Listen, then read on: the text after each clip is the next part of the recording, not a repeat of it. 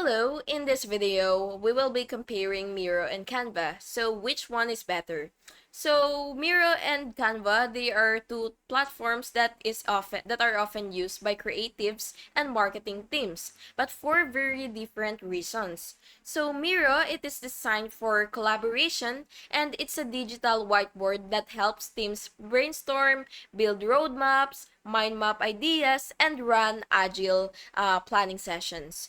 It's visual, interactive, and ideal for working through ideas together.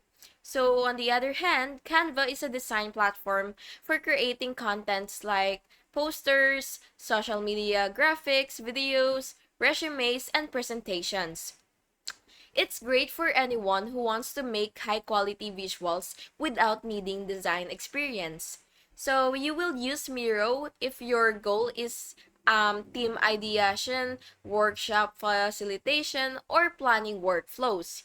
Use Canva if you're designing deliverables or content for public consumption.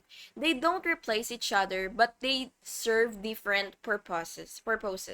And that's basically it. If you found this video helpful, please make sure to like and subscribe for more videos like this. Thank you so much for watching. Have a good day.